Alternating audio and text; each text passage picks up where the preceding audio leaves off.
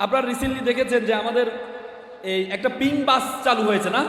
Ping বাস দেখেন, যখন ডাকসুতে যখন এই মধুর ক্যান্টিনে যখন মেয়েদের জন্য আলাদা ব্যবস্থা করেছে খাওয়ার জন্য, তখন আমাদের বাংলাদেশ সুশীলরা খুব যে ঢাকা বিশ্ববিদ্যালয়কে ওরা মাদ্রাসা বানাতে চায়, কিন্তু পরবর্তী যখন পিং বাস চালু করলো, মেয়েদের জন্য আলাদা ব্যবস্থা চালু করলো, তখন কিন্তু সবাই কিন্তু খুব খুশি।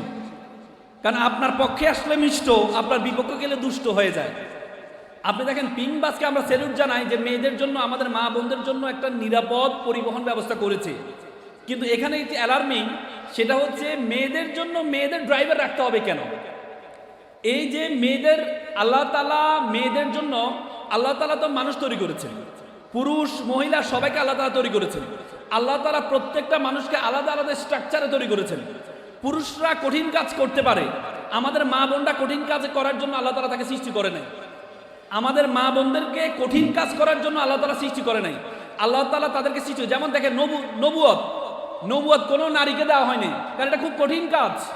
আপনাকে হিজরতে চলে যেতে হবে, আপনাকে বাইরে চলে যেতে হবে, যেটা আমাদের মা বোনরা পারবে না। এই জন্য আল্লাহ তাআলা নবুয়ত কখনো দেন নাই। আপনি বলেন যে ইসলাম একটু ফান্ডামেন্টালিস্ট, তাহলে আপনি দেখেন পৃথিবীর কোন সামরিক বাহিনীর প্রধান নারী দেখেছেন? আমেরিকাতে খুব নারীবাদী রাষ্ট্র, আমেরিকাতে সামরিক প্রধান কখনো নারী দেখেছেন? না। আমেরিকার প্রেসিডেন্ট হওয়ার জন্য একজন নারী প্রার্থী হয়েছেন হিলারি ক্লিন্টন। উনি এত জনপ্রিয় হওয়ার পরেও আমেরিকার পুরুষরা তাকে ভোট দেয় নাই, তাকে প্রেসিডেন্ট বানায় নাই। তো সুতরাং আল্লাহ তাআলা প্রত্যেকটা মানুষকে আলাদা স্ট্রাকচারে, ধরেন একটা মাছ থাকে পানিতে আর আমরা থাকি উপরে।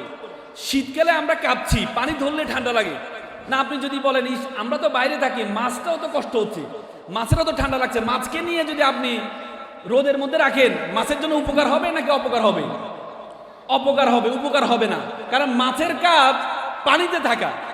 যার যেটা কাজ, যার আমাদের মা বোনরা চাকরি করবে কোনো সমস্যা নেই, শিক্ষকতা করবে সম্মানজনক, কষ্ট কম, কিন্তু আপনি তাকে ডাবল টেকার একটা গাড়ি দিয়ে দিলেন, তাকে সিঙ্গেল টেকারও না। বলা হয় যে গাড়ি চালানো চালক, এটা কিন্তু একটা অভিজ্ঞতার ব্যাপার। এটা 6 মাস 7 মাস 8 মাসে প্র্যাকটিস দিয়ে এটা কোনো গাড়ি চালানো যায় না।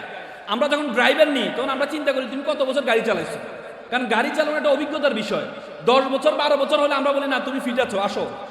আপনি 6 মাসে ট্রেনিং দিয়ে আপনি তাকে ডাবল টেকার গাড়ি দিয়ে ঢাকা শহরে ছেড়ে দিবেন, এটা কি ভালো হবে?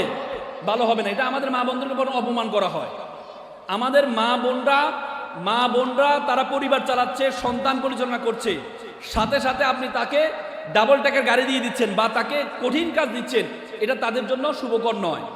এজন্য আমরা সাধুবাদ জানাই যে আলাদা একটা ব্যবস্থা করেছে, এটা সাধুবাদ জানাই।